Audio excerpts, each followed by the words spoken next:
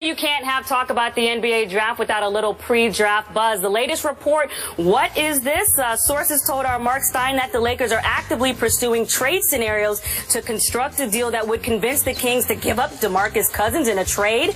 The Kings are publicly insisting Cousins is not available, but according to Yahoo Sports, Kings coach George Karl has intense desire to trade the All-Star center with a growing belief that the coach-player relationship is irreparable. What is this, Coach Karl? Not perhaps wanting DeMarcus Cousins. How do you feel about this? Go ahead. Well, that didn't take long. George Karl got there. Right. And DeMarcus Cousins, although, by the way, anybody that can tweet emojis using Jay-Z's Blueprint 2 saying when the grass is cut, the snakes are going to be there. Anybody that can use that, DeMarcus Cousins, you have me at hello, brother. Little shout out. He is a perfect fit for any team. This guy last year averaged over 24 points per game, over 12 rebounds, over 3 assists. And don't give me the whole, well, he's being selfish. He re-upped in Sacramento, signed an extension back in 2013 for 4 years and $62 million, and donated $1 million of that for charities in Sacramento. DeMarcus Cousins, if that guy is on the market, I know he has trust issues. You know what? Find a way to make that guy trust you and alleviate his concerns, because that boy can ball. Give me a guy like that. If I'm the Lakers, if I'm the Clippers, if I'm the Knicks, if I'm a team in China, if that guy's available, give me that guy that can bring that kind of production, and I know a guy that's going to play hard pretty much every night. Even the guy, go ahead. Even the guy that was suspended in 2012 and yet is still in the top 10 of most immature players. You still cool with that? You know, I'm not giving a pass on that. If the numbers outdo the behavior, cool. But I'm not giving him a pass on that. But we don't know the inner workings of that situation in Sacramento, what the dynamic could have been between a coach and a player. I know if I'm DeMarcus Cousins and you bring in George Karl, you say he's going to help me, and then all of a sudden he's hell bent on getting rid of you. I'm not trusting anything that you tell me anyway. So he does have immaturity issues. I'm not going to bypass that, and nobody should. But if you bring a guy in like that, and you let him know, you have our trust. And if he feels that, if he can do that and not trust people, what is he going to do if he's going to trust people? What is DeMarcus Cousins trying to say with that tweet, first of all, that we saw with the snake in the grass? Well, for somebody who's from New York, I wish he would tweet another Jay-Z line, Empire State of Mind. Hey, man. Knicks fans would be happy with that. I would be as a Knicks fan. I love both George Karl and DeMarcus Cousins, but you kind of saw that this could be doomed from the start, because they're both guys that let the emotions get the best of them. And now look, George Karl, he loves offense, right? If he can't make it work with DeMarcus Cousins, it's just not going to work out. And I just spoke to a general manager about half an hour ago. He said there definitely is truth to this, that George Karl is looking to trade DeMarcus Cousins. But Vlade Divac now is running the general manager's office up in Sacramento. He does not want to trade DeMarcus Cousins, but you better know people around the league are looking into trying to get DeMarcus Cousins, because it appears George Karl and DeMarcus Cousins are already off to a bad start, and that's not going to work out. And what part of this do you feel like Cousins is playing into this? Because the Yahoo report said that he has a firm loyalty to the previous coach, Michael Malone. So how hard-headed do you feel like Cousins might be being in this situation? He's going to get even more hard-headed now with George Karl saying what he's saying, coming out and acting like that. And that goes to your point. When you bring a guy in and say, look, we're going to bring someone that you know you can count on and trust, and that dude does what is apparently like stabbing you in the back. Now every time you're going to look at that coach, you're going to be like, yeah, you ain't got my best interest in there already seems to be distrust. I mean, the general manager I talked to said basically George Karl is like, if I can't make this guy who is moody and known as a moody player happy with my offense, this is just not going to work out. If there's already distrust from the coach, and then of course you know what DeMarcus is tweeting out there. Absolutely. And we're in June. You know what I mean? So perhaps the trade talks will heat up on Thursday, because usually a guy like DeMarcus Cousins, if he is indeed going to be on the trading block, things are going to heat up Thursday. They're going to heat up in the summertime. So the Kings should wait, though, to see what they can get for DeMarcus Cousins.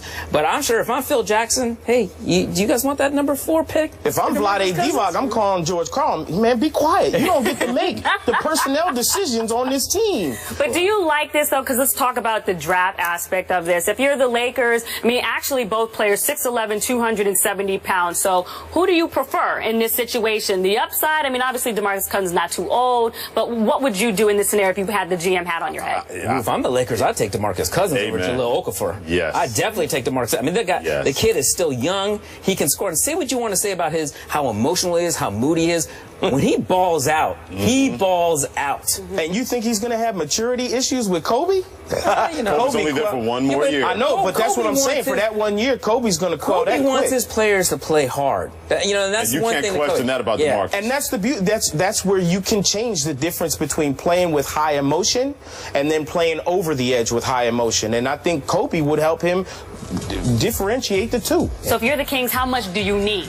How much do you need to make this thing happen, to convince you to do it happen? Because obviously right now, publicly, they're insisting they're not doing it. Well, apparently they need a psychologist. They get George Karl and DeMarcus Cousins in the room. Or Oprah, right. Because I'm a big George Karl fan as a coach, but he is very stubborn and bullheaded. That can be a blessing, and that can be a curse. Now he's meeting a basketball equivalent. I'm sure Carmelo Anthony is somewhere going, hey, DeMarcus, I would do the same thing in Denver. Everybody said that I was the main problem. Carmelo's tweet. I told you so. I'm doing that. You know, Gary Payton has even said, yeah, I love George Karl as a coach, but there are plenty of times that we had our situations that he's in the Hall of Fame. NBA coach of the year? Well, yeah, former NBA coach. Now, he got railroaded out of Denver. I don't know what happened there. Personality conflict, whatever that was. Won a lot of games. I was there. He got railroaded out of Denver, but in a situation like this didn't take long at all for George Karl to look at DeMarcus Cousins and say, well, I can't make it work with him, and that's going to be the end of that. Disrespecting, I mean, for it to happen so quickly, like what must have happened to make that fissure happen so strongly and so quickly? That's a really good question. I mean, we don't know. When you get human dynamics involved, you may think you can put two people together and it's going to work, and then within 2 minutes you say to yourself, well, that's a bad idea right there. So I don't know the inner workings of that, but what I do know is what's been put in front of us, and that is apparently a guy that was second team All-NBA. It's hard to make an All-NBA team when your team stinks. Right. This guy was second team All-NBA, and nobody questioned that guy should have been first team, as good as he was, and yet you're looking to push him out of there because of personality conflict. And look, we're not talking about a first-year coach like David Blatt, and he's not getting respect from a guy like LeBron. We're talking about George Karl, who comes with his own resume. He comes with results, and if he's not getting along with DeMarcus Cousins already, it's just not going to work out. Yep. The thing is, he also comes with baggage. That's the thing with George Karl. He comes with baggage. At least have baggage. This is very true. Yeah. But he also comes with a resume with more credentials, which just kind of illuminates what you were saying, maybe not deferring so much because he knows what he brings to the table. Adapt or perish.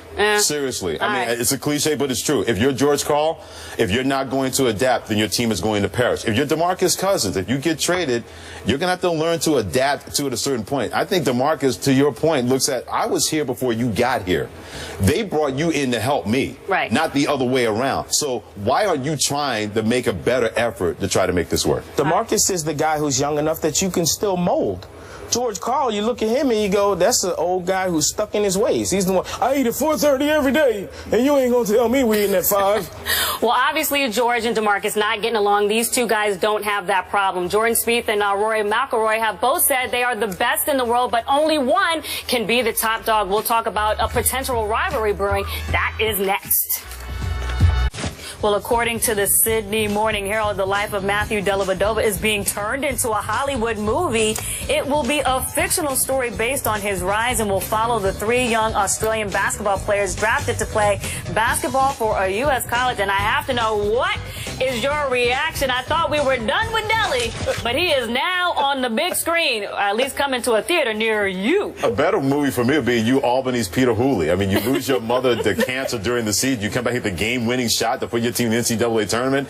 Nothing against Dellavedova, but that story ended the 4th quarter of Game 4 when he went back into the phone booth, and he wasn't in Steph Curry's head. I wasn't buying that. So I'm sure it's people love underdog stories. The Peter Hooley underdog story, that would be a better one than Matthew Dellavedova. Michael, what I want to know is, will you use your hard-earned money to go see a movie with Delly in it, or about Delly, I should say? I ain't even watching the trailer for that movie. Okay. Which is why it's a fictional story. You know why? Because the real version doesn't have a happy ending.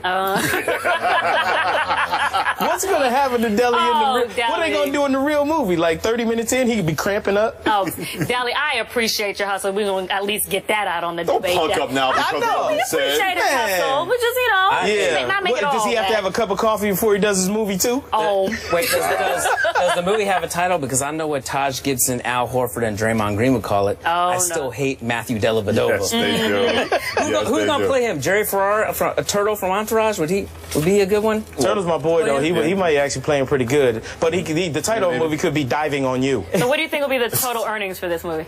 About 12. How much did the Much FIFA more movie than the make? FIFA movie. No, not that much more. Yeah, it'd be much not more. That much more. Dellavedova was a better story than Whatever. FIFA. He's got to give his mom free tickets. She'd be the only one paying. The overachieving underdog, far better than corruption in FIFA. I would go see Jurassic World a third time before I see that. Well, guess what? You know who's earning a lot of money? Jameis Winston. He was asked in an interview with NFL.com who he most looks forward to being matched up against, and he said the player I'm most looking forward to play against, what's this, has to be probably J.J. Watt. Is this smart?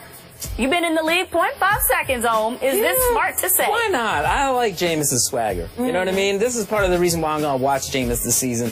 I just want to see how he's going to do against guys like this. He's a big guy, too. You know what I mean? I want to see J.J. Watt go up against him, try to bring down Jameis Winston, and see if Jameis can get out of that. I think it's going to be something. I hope Jameis doesn't end up being a disaster this year. That's one thing I don't want to see. The beauty for Jameis Winston is if you're going to put billboard material up there, put it up in June. You know, that's the beauty. That's it. You want to know how smart Jameis Winston is? He's going to call somebody out in June because by the time they play, and they're already 3 games into the season, J.J. Watt's going to be like, hey, y'all, did he say something back in the, I don't remember. Freddie, you think J.J. Watt would be forgetting this already? Oh, hell no. He's not forgetting that. I mean, J.J. Watt, for my money, is the best player pound for pound in the National Football League. I'll take him what he does week in and week out. I know it's a quarterback-driven league. Give me that guy, and I'll take my chances. He's motivated just to practice. Not just games. He's motivated to practice. So something like this will catch his antenna. He's not going to forget about it. But, you know, if you're Jameis Winston, if you want to be the best, why not say, hey, if I'm going to be at that level, that's a guy that my team has to take down. It's not just about quarterback versus quarterback. It's about, man, I know J.J. Watt's coming for me. Go ahead and bring it. I'm not backing down. I'm not going to shrink from any kind of pressure you're going to put on me. So I'm not bothered by that. But I'll say this. If you're gonna fat mouth, can't be a slouch in the ring. So if you're Jameis Winston, you put that out there and you fat mouth about it, go out there and deliver. Because if you don't, it's going to be a lot worse for you than if anybody else has said that. And here's the thing. He's not just saying this arbitrarily. The Bucs actually faced the Texans in Houston week 3, but you know J.J. Watt is also known for the pass deflection and getting his hand up in the passing lane. So he's gonna run it 50 yards for a touchdown. Absolutely. So when the two of them face, how many sacks do you feel like J.J. Watt might get? Ooh, I think J.J. Watt will get 2 sacks, and he could get a pick 6, and he'll probably score a touchdown catching his tight end too. And I wanted to do the dance of the commercial. It takes 2 to make the. I wanted to do that. When he sacks him, I wanted to see that from the commercial. Right. And Caroline Wozniacki, they're dating. Rumors out there. She may be there. She may be doing the dance. Let me tell you, I will say this about James. If you're going to call somebody out, you call out the best. Yeah. You know what? Don't if he call knocks out, down a don't couple call passes scrubs. and runs back a pick 6, and Jameis still gets the win. They need something to talk about in Tampa. Yeah, absolutely. They absolutely need something to talk absolutely. about in Tampa. Yeah, because remember that image, Jameis Winston playing when he's still in college with him slipping back like on a banana peel, and so J.J. Watt sees You know something when like that that. first It's sack over. comes, he's going to be like, hey, can I get some crab legs? Oh, please. Well, you know what? Yeah, I went there. Yeah, I went there, so stop I went there. Oh, we can't even leave the crab legs in the past. Now, this is your last day on the desk, so how'd you enjoy yourself talking to kettlebell guy over here and Puff Daddy's best boy over here? When else on First Take have they ever talked about New Kids on the Block, Puff Daddy, and we can have some Rob Bass? And the Rob Bass, exactly. So you know what is our final ending theme song here? What is it going to No be? kettlebells? No problem. So I can't even pick up this. But see, I need to. Everybody wave and say goodbye. We appreciate you joining us. Come back tomorrow at 10.